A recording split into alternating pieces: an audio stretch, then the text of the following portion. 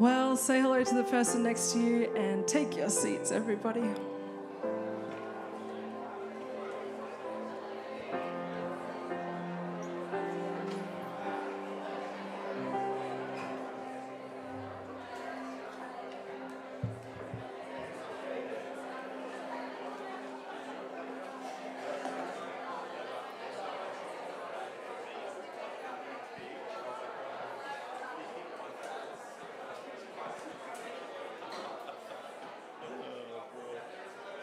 Changing keys.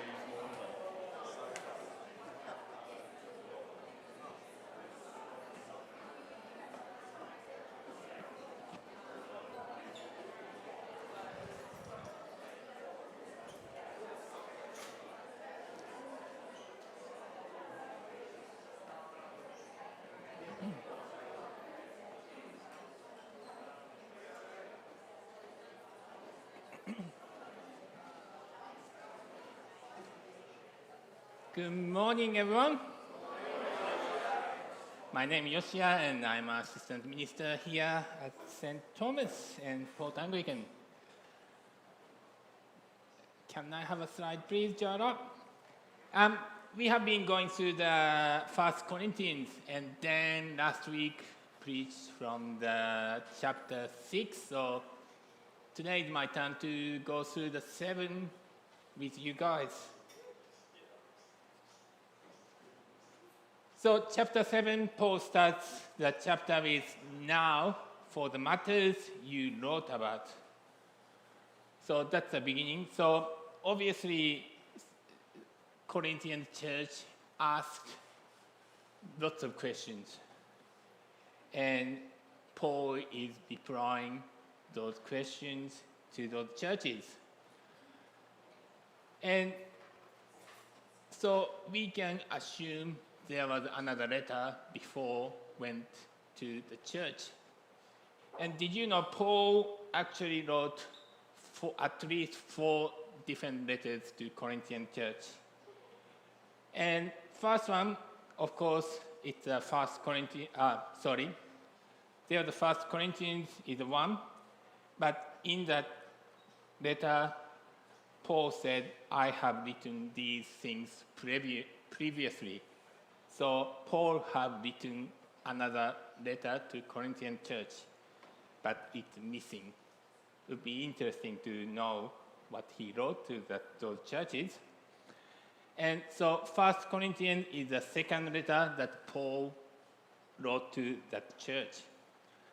Then there are 2 more, the third letter and the fourth letter. And did you know that Second Corinthians is made up of 2 different letters? So between chapter 1 to chapter 9 are written in the friendly tone that indicate that they were composed after chapter 10 to 13 were received and accepted. So they put back to front. So first letter would be the chapter 10 and 13. And often it's referred to painful letter. So Paul was replying to false accusation, false charges against him, concerning him or what he has been doing. So between chapter 10 and 13, Paul was a bit annoyed, and he had to defend himself, his action, and defend the gospel. Then chapter 1 to 9 is a little bit more friendly, so the scholar said that came after 10 and 13, just to solve all the problems. And I want to tell you a little bit about the background of what Corinthian church was like and the city of Corinth. The city of Corinth was a major trade city, so many people traveled past. So it was between Greece and a lot of different major cities. So different cultures, different races, different language, and different religions, different mindset. And So it was very, very busy. And it can be good because once you build a church there, it can spread all over the world. But those early Christians were against so many different religions. And a lot of them were not that great. So there was a temple prostitute, so some of the Greek goddesses, and they teach that having sexual relationship with a temple prostitute will make the god happy. So that's part of worship for them. So that's how bad it is. And there are so many different idols and different thoughts, thinking, so Greek philosophy and lots of different things. So it was so messed up, and they were fighting against so many different things. That's why that Corinthian church was new, and they wanted help from Paul. Another issue early churches used to face was the difference between Jewish people, Judaism and Christians. How can we just balance it out? What did Jesus say about new life, the Christian life? So they had lots of questions. It's like living in another country. And have you been to any Asian countries that's so different culturally? Like you've been to Japanese restaurant and you don't know how to use your chopsticks. Or you look at the menu and half of the things you cannot work out. So you look at someone else's table and that looks good. But you are guessing and you don't know what you are doing, and just you get scared. Just, am I doing wrong? Something offending to the people? And so that's what Corinthian church was doing. And another example is my son, Yulia, went to Newcastle a couple of years ago to move to Newcastle for the uni. And we get phone call or text, and how do I do this? Or what should I do? So it was his first time to leave home and independent, but it was a new life. And he didn't know a lot of things. So he was asking us, what should he do? So that's what Corinthian church was facing. It's great we became Christian, but how do I live? Because it's very new things, new life, and they didn't know. And they were asking Paul, please help. What do I do with this and that? So, and Paul was answering those questions. So what did Paul answer? So first thing Paul talked about was about the married life. So 1 Corinthians 7, if you have Bible, please open that, chapter 7. And he goes so many different situations about marriage. And first thing he talked about was about sexual relationship in the marriage. What do you think? Do you think it's okay to talk about sex in the church? Yeah. Amen.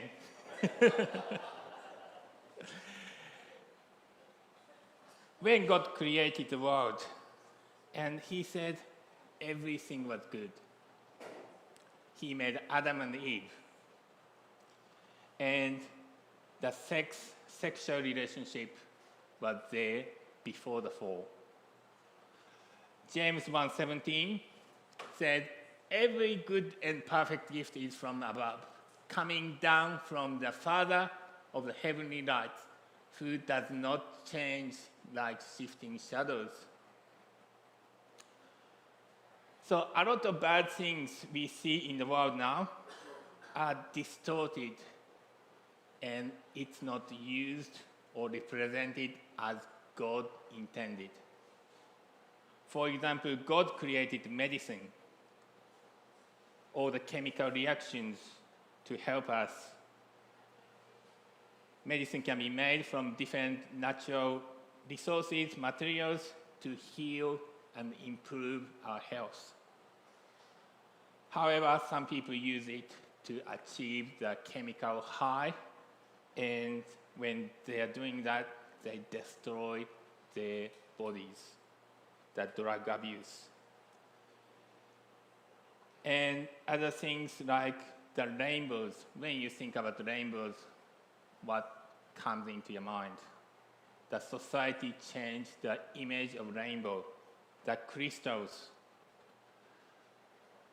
like Ayers Rock, Uluru had some significant things.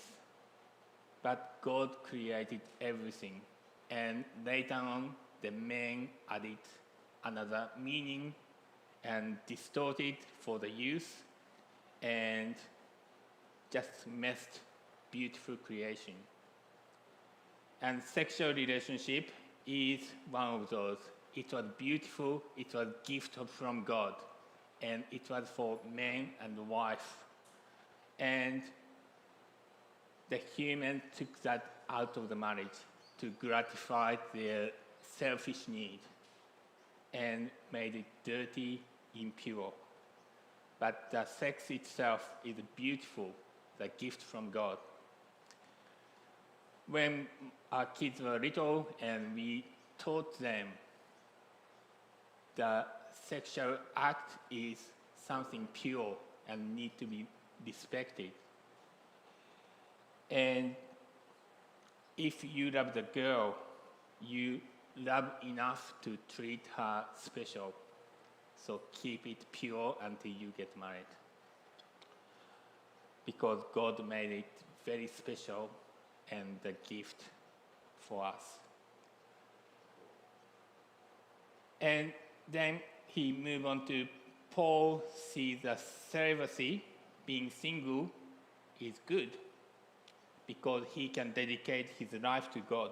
So chapter 7:32 said, I would like you to be free from concern. An unmarried man is concerned about the Lord's affair, how he can please the Lord.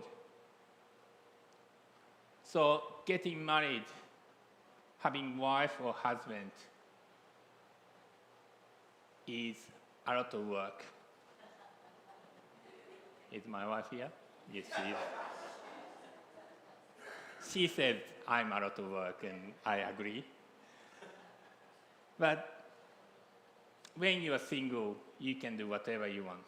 You can dedicate your time to fully for God's purpose. But when I got married, I had to think about my wife. What does she like? What does she want to eat? What present should I buy? And often as a minister or people who work in the church, I think common complaints, wives say to ministers, say, have you married to the church? And so because ministers, pastors just spend a lot of time with the church people and in ministry.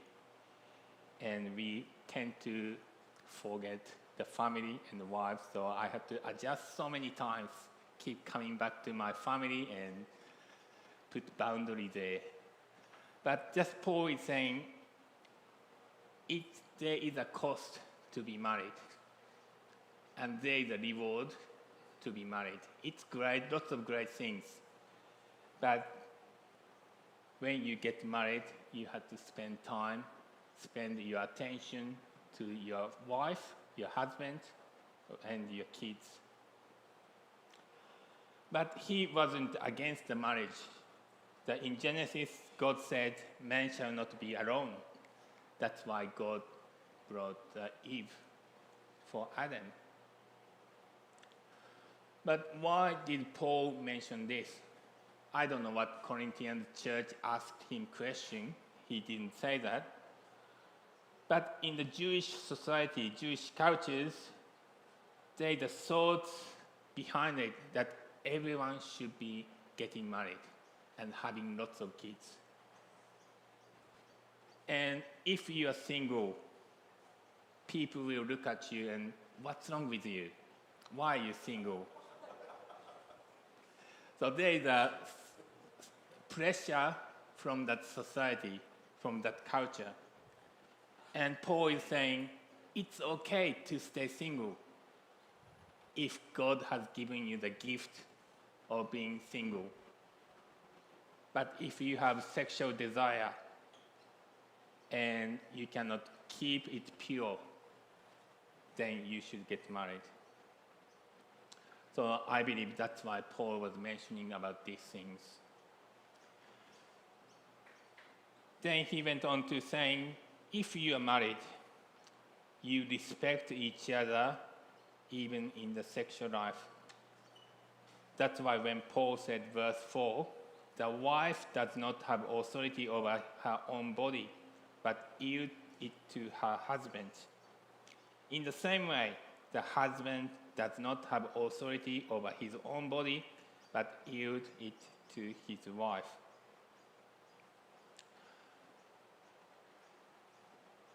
When we respect each other and love each other and die to yourself, then this becomes beautiful things. If one side just abusing and your body is mine, so you have to listen to me,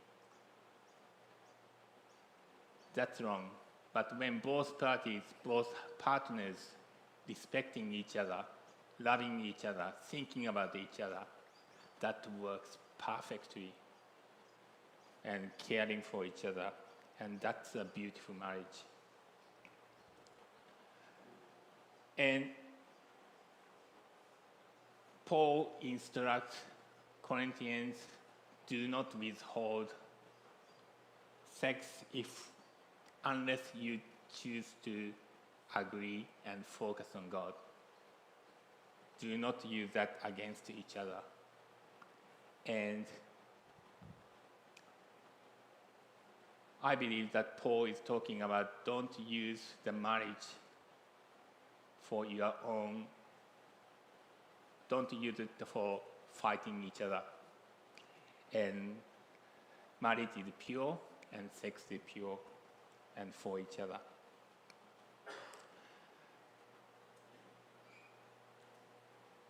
And in the Bible, people often ask questions to find a loophole. And a lot of people know they must keep the law.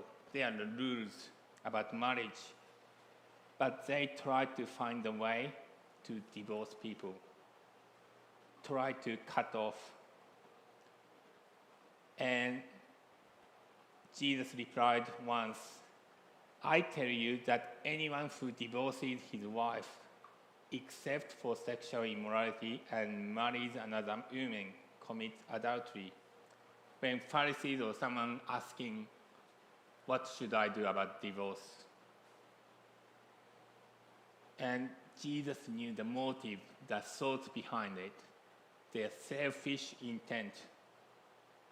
That's why Paul was saying, if you became Christian and your husband or your wife is non-Christian, don't leave her, don't leave him.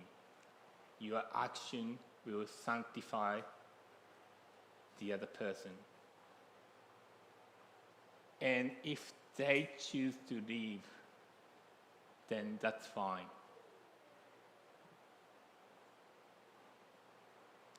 I believe when your husband or your wife is not believing, it's really challenging. And it has different values. But Paul was encouraging, just stay pure. Be good to your husband, non-Christian husband, non-Christian wife. And they will see Christ in you. And they may change. So Paul was saying, don't give up. Then chapter 7:29 said, what I mean, brothers and sisters, is that the time is short. From now on, those who have wives should live as if they do not. Some guys might say, Amen. that's great. I can go fishing all day. I can ride a motorbike all day. I can go and play sports all day, play tennis all day. But Paul wasn't saying that. Paul wasn't saying, go and have selfish, single life. Time is short, life is short. Go and do whatever you want. We had several privileges to talk to young couples. And often we say, if you cannot give up your single life, you are not ready to get married. You have to die to yourself for your wife or for your husband. So what did Paul meant with this one? When we read following verses, we can understand a little bit more. Verse 30 and 31 said, those who mourn as if they did not. Those who are happy as if they were not. Those who buy something as if it were not theirs to keep. Those who use the things of the world as if not engrossed in them. For this world in its present form is passing away.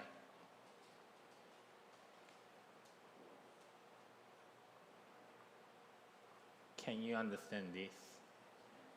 Why did he say that? What did Paul mean by this? We don't know. Some scholars said that Paul said these things because they were uncertain how long they will live. They didn't know the future. One of the reasons is that they were expecting the return of Christ.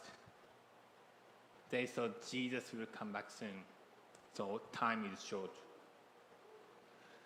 Second possible reason would be that they were under the persecution and they could die anytime. So if you are married, there is a chance your wife or your husband gets taken away. I believe that's what happened in Israel and Palestine, and just people got kidnapped and abused. I believe those things happened in those days, early church time. When the wife loses husband in those days with kids, they don't have the ways to produce money. And it's so hard for them to survive. And it's hard for husband to lose a wife. And I believe Paul is saying it's a hard time. Be prepared for it. And focus on God.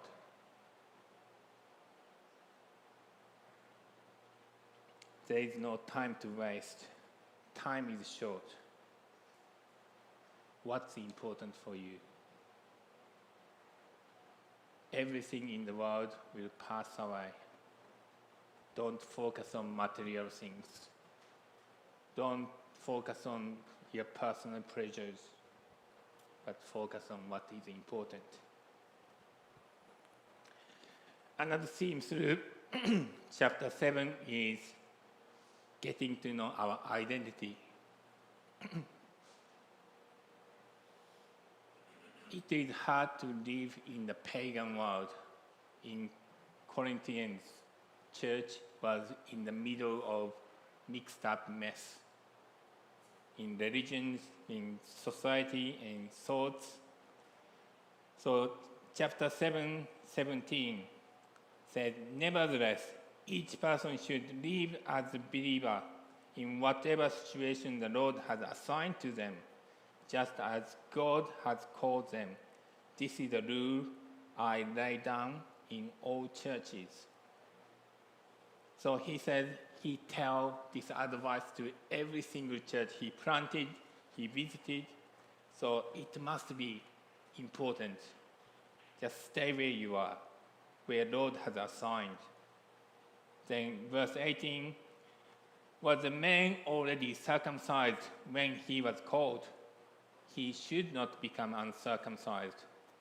But the man uncircumcised, when he was called, he should not be circumcised. That's interesting, isn't it? I understand if you haven't been circumcised, Paul is saying don't go and get circumcised. But he even said, if you are circumcised, don't get uncircumcised. I don't know if that's possible. But what he was talking about is some Jewish people get circumcised, and they were in so many different cultures. And often Greek people looked down on Jewish people if they were circumcised. And so to hang out with Greek people, they often tried to hide if they were circumcised or not. They were ashamed of their state. So Paul is saying, don't hide who you are. And also Paul is saying, don't go and get circumcised. Circumcision is nothing. It was Jewish tradition.